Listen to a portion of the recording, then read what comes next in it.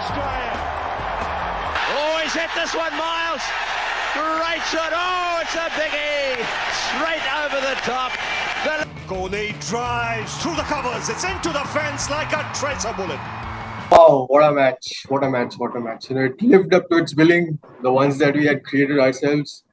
And happy to see both the teams turning up today, in the field. Both of them giving 100%.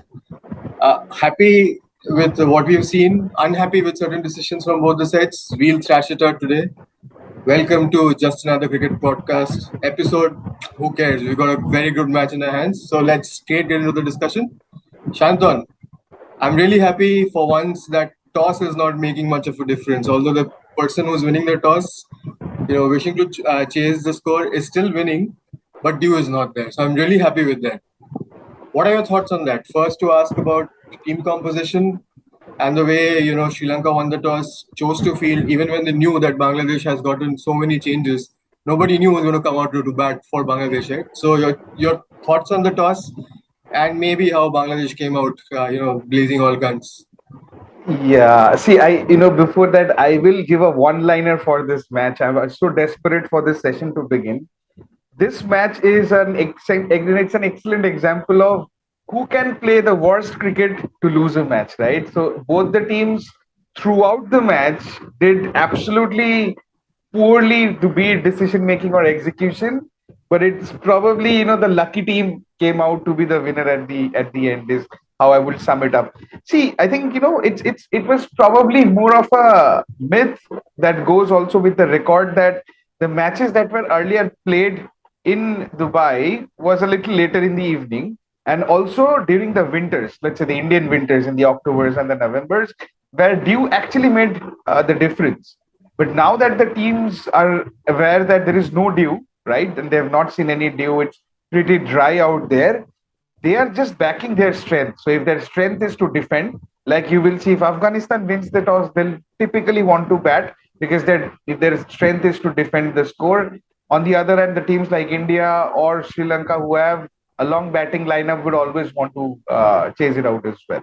So probably that's the thought, and no one is actually thinking much about, okay, there is dew and we should always chase because that's how the record says, because the records will now from here on start changing as well. Gopal, Shabbir Rahman up top, Mehdi Hassan Miraj. What are your thoughts on that?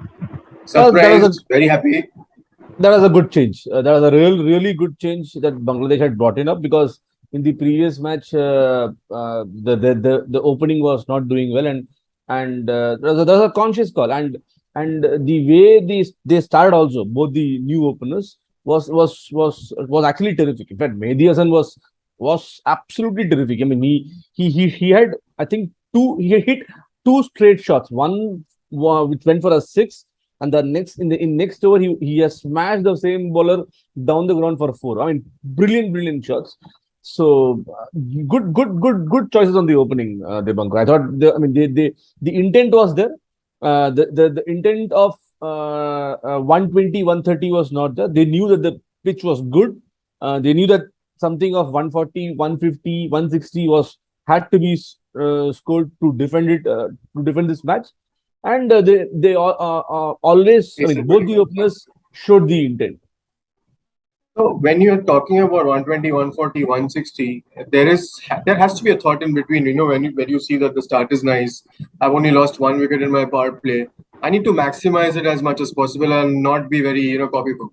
So in that sense, Shanton, do you think even after Shakib coming down, and not being able to face the balls, or rather, score quickly, while on the other end was Mehdi Hassan Miraj, who was like in the cracking form of his legs, he gets out, and you send up somebody like a Mushfiqur Rahim to complement Shakib Al Hasan, where they have got so many brilliant batters in place. As you could see, like Mossadegh Hossain was in brilliant form.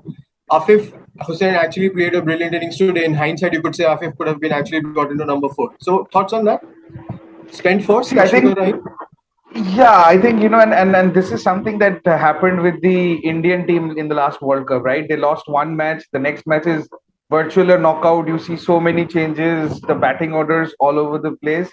It was difficult to understand, throughout Shakib's innings, he played those risky shots for almost nothing. And he survived in a couple of occasions. He finally got out. someone like him in a crucial match should have batted deep while the others circle around him, right? Because with Mehndi, you're still taking a chance. A quick 20 runs is still a bonus. He did some 30 odd runs, right? So I felt 40, somewhere 40 the plus. it they showed a lot of intent, but somewhere their planning started failing. And you were right. You look at Mosaddegh, right? He was the top scorer in the last match. He faced 9 balls Exactly. this innings, right? So if he would have faced, let's say, another 10 balls, probably this could have been close to 190, 195. Who knows? However, I still feel that they got the runs on the board. 184, 80 odd runs is still, if you have given that to Bangladesh during the toss, they would have loved and they would have taken it from where their last performance.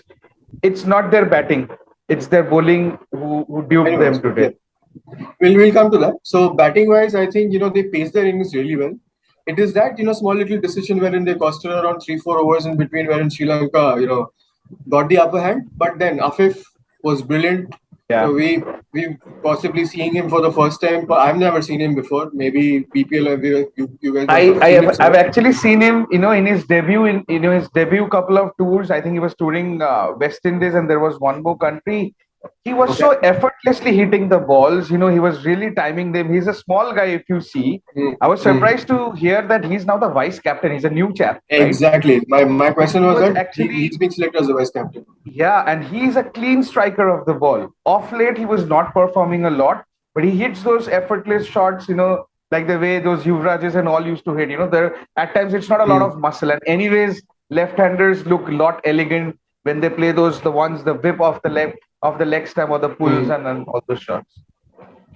Yeah, so he needs a bit of muscle strength. He needs a bit of muscle training, which I think definitely going forward he'll do. He's not good at forcing the pace as much as I could see from the game today. But Gopal, your thoughts on the way Bangladesh built their innings up? Were they halfway through? Were they happy with 180 score? Again, do we kind of blame Mahmudullah for that kind of a shot again, wherein there was a chance of him seeing it through till the 20 overs, and he could be very dangerous right up at the end. Your thoughts on that? And maybe once you're talking about it, why not also talk about the off-color Vanindu Hasaranga, for an example? What are your thoughts on that also? Dibankar, on the scorecard, if you look at it, I think Bangladesh would have been really happy because they were always targeting that 180. I mean, I mean, it's the midway mark. They were around 10, I think 85 for one or two in 10 overs. So you almost double it up. You are getting about 170, and then they lost a couple of early wickets, and then they slumped to the 97 for four. So from there to reach 180, I think Bangladesh would have been really, really happy. Of course, yes, Afif had played a brilliant knock. No. I mean, there are a couple of sweep shots that he had played for Hazaranga. And then for the pace bowlers today, Bangladesh had only one answer, which was your Dil scoop. Just scooping everything behind the wicket for neat boundaries for four. So I mean, 184 was a very good score. I won't see that as a problem at the halfway mark. They should have been really happy, and they should have actually thought that they could have probably defended it. If not easily, they should have defended it at score. Alright. So to eat my words, I was, kind of very unhappy with again, Gunatilaka not being sent up front. I thought it was perfect chance for Gunatilaka and Pathum Nisanka to actually open the innings, chasing 185. In walks another of those keepers. I mean, I think it is Sri Lanka's modus operandi, right? To whosoever keeps has to open. So that's the reason why in walks Kusal Mendes. Again, I was very unhappy when Kusal Mendes walked out. And also, first couple of balls, first 10 deliveries, he was doing nothing. It was all the onus of Pathum. Pathum also hit the ball, got out. But the way Kusal Mendes took it away from that time, Shantan, were you thinking of the same lines, or would you know that Kusal Mendes could be getting back to his older form, wherein he was brilliant against India? If you remember when he had Yeah, debuted yeah. against India, he was like in a swashbuckling form. What are your thoughts on that? See, I think, and pardon me my knowledge on this, but I feel, without Karunaratne, who's not playing this series, pretty much all these players look same to me, right? They I mean, not a lot of people who thinks of carrying his bat through the innings. Karunaratne is the only guy. You look at test matches as well, you will very seldom have someone who plays big innings. I think their plan was probably they were chasing big total, right? So they wanted someone to give them that impetus at the start, and then Gunathilaka they put them in the middle order so that there is some stability, someone who can hold the innings and then take it from there. So probably that is the idea. But that's why I mean, you look at Mendes as well. How many lives did he get today? He Oh, was he was too out. many. He was out of a Four, ball that four. was given wide. Ibadot's ball, yes. No one gone for the review, and I don't understand why. They were so confident in their appeal, they didn't review it, and there was a noise. Okay, Yes. then he was out of a no ball, right? And then there were so many times he could have got run out as well. So he was There was probably a the cat yeah. of the match today. There was a catch drop by the wicket keeper, who is There was a catch usually drop by the I think it's in the wicket keeper. first over or the second over of Four drops. this guy Tuskin. Yeah. So Yeah. so he had a charmed life today, Yes. and I think again it's all the same. I really love this guy Shanaka, the way he plays those cameos. So many times he has played those 30 ball 45 50 runs in Australia, in Sri Lanka, and so many other countries. I thought India. when he got out, I thought it was game set and match for Sri Lanka, but I was happy that I was proved otherwise. Anyway, we'll come to that. So, Gopal, Ibadot Hussain. His first Thoughts two on him?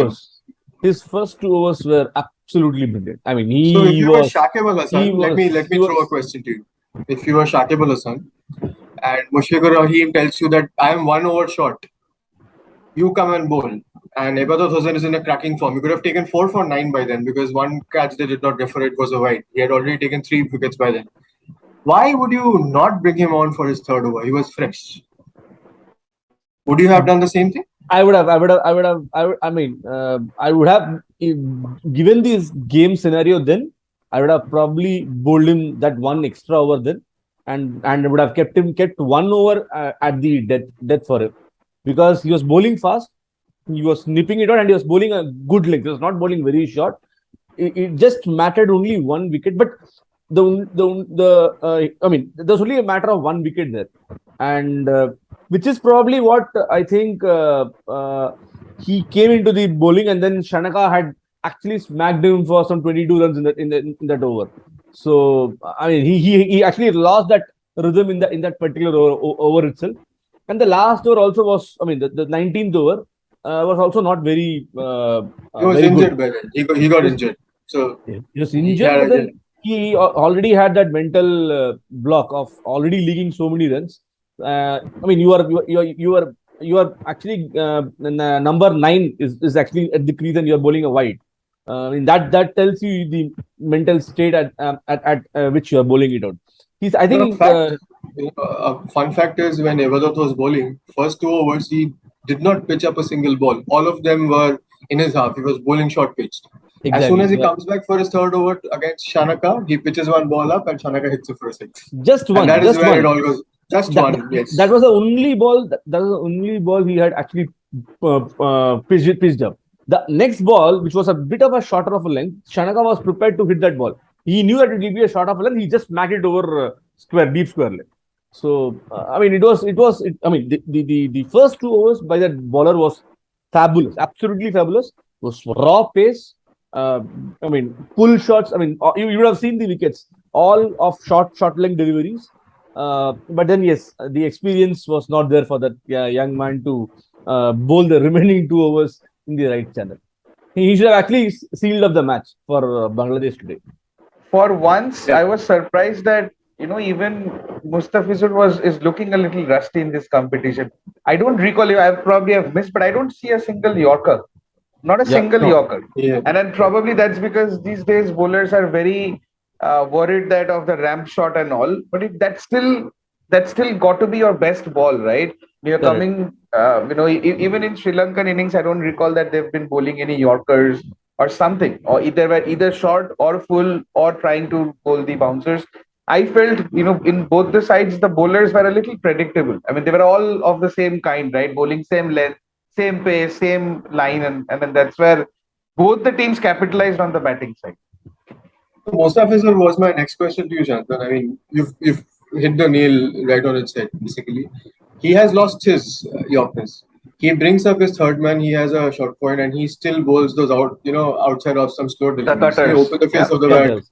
and you can score. So he has lost his Yorker. He has lost his consistency. He has lost his control, so to say.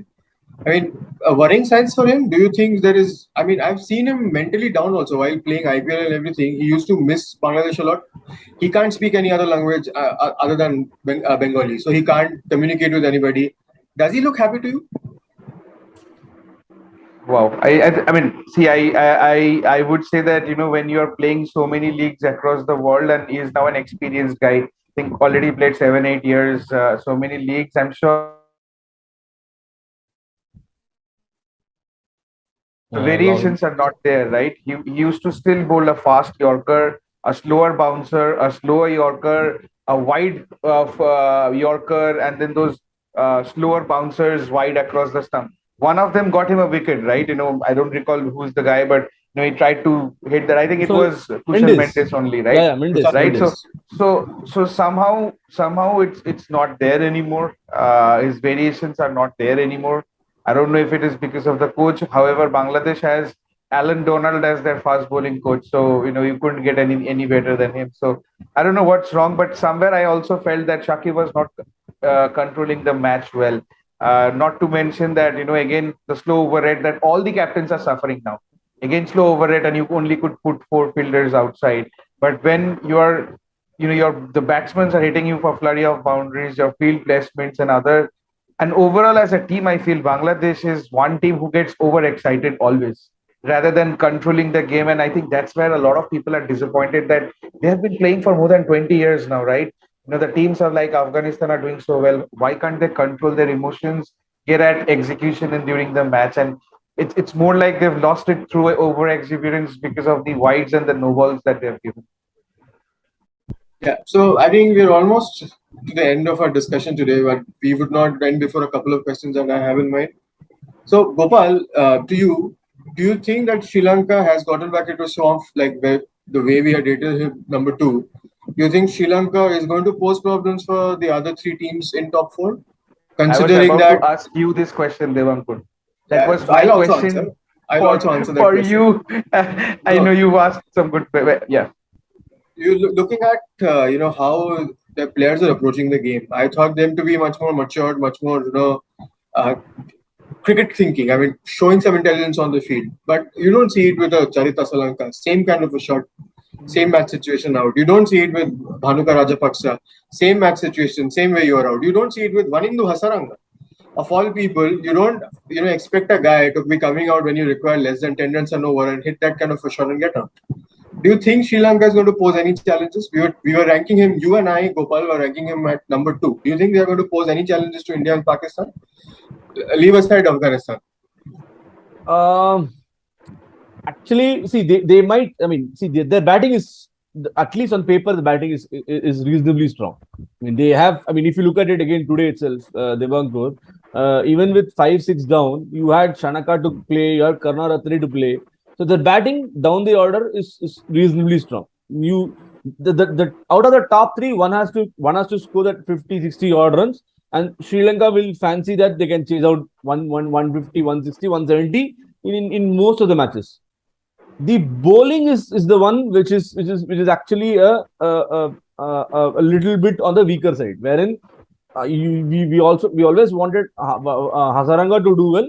I mean, he's one of the best bowlers in the world today, but he's not in that, probably in that form in this tournament as well. Today also he was a bit rusty itself, and you were able to smack him for across the ground. And I really hope Pant, if he plays, I think he's going to use the same thing that the Afif had used today, just getting done and slocking him out. So in that case, I still feel bowling could be a weak link, and the batting can pose a good challenge. But then So you, yes, you, they'll you're have to saying you're they'll saying have to Sri Lanka while chasing could be a dangerous team. I he's mean, if he's they know giving a what's he's to do. giving a very diplomatic answer.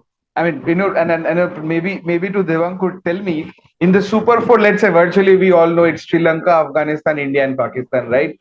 Do you think Sri Lanka, and I'll add or Afghanistan has the potential to beat at least two teams. That's the only way they go to the finals. No, not this. See, I'll tell you what. For India, it has always been, the nearest nemesis has been New Zealand in world tournaments. We always That is falter world against New Zealand, tournaments. right? That No, is, no, that is I'm world talking about. tournaments. No, I'm talking about that. For New Zealand, it's always Australia. For Afghanistan, it's always Pakistan. Even like they shit their pants whenever they see Pakistan in front of them, whatever squad they're playing against. But their So matches are always Pakistan, very close, you will see. it is close, but they win. And end of the day, Pakistan wins it too. So I'm 100% sure Pakistan is going to win that match. India, Afghanistan runs us pretty close, and I think we have that match experience. We have the From the know-how World to Cup. topple them over. Yeah. World Cup in one of the Asia Cups also we got a tied match. You remember Jadeja could not score over the last Jadeja, World Cup. yeah. In the mid Yeah, wicket, yeah. in the mid wicket area. So we only one run required and still hits the ball. So, but that's how it is. They still run us very close. Sri Lanka, I doubt that they are going to pose any, to both India and as well as Pakistan. So, and the reason why we are saying Pakistan is because I think, Shantan, we are sure that Pakistan is going to win tomorrow. Any surprises tomorrow? And then that was the last question I thought that I'm going to ask. That you expect any bit of upset tomorrow? Any bit of I it? do. Who knows? There is a Pakistan bats first, gets collapsed in 130, and then Hong Kong struggles, and Babar Hayat hits some lusty blows, and they still wins it. The only problem with that particular thing is tomorrow is a Friday. So Babar Hayat and Nizakat Khan are from Pakistan. So yeah, and in fact, there are 9 people probably who are from Pakistan in that team, or 8 people who are from Pakistan. I mean, and all. I used to remember my childhood days. You saw that Shantan, movie, na? Azhar. Azhar, You I've saw that seen movie it. and that dialogue, right? But jokes aside- But jokes aside, what chances are you giving Hong Kong tomorrow, Devan? 0%. 0%. Pakistan is going Because to. No. Because you're desperate to see an India-Pakistan final, I understand. Gopal? See, Pakistan. If you look at Hong Kong's performance yesterday against India, Shanton, they had actually bowled quite decently, except that Surya's innings that flourished. They're actually in the game.